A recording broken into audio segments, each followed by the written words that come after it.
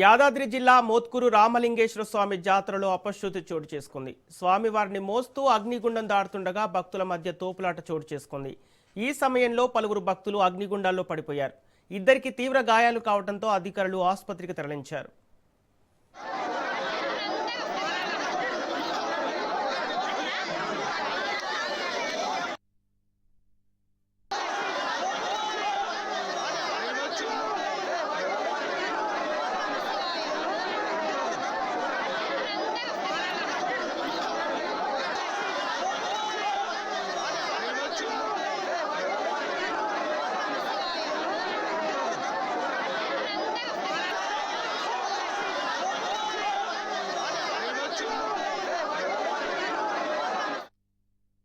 యాదాద్రి జిల్లా మోత్కూరు రామలింగేశ్వర స్వామి జాతరలో అపశృతి చోటు చేసుకుంది.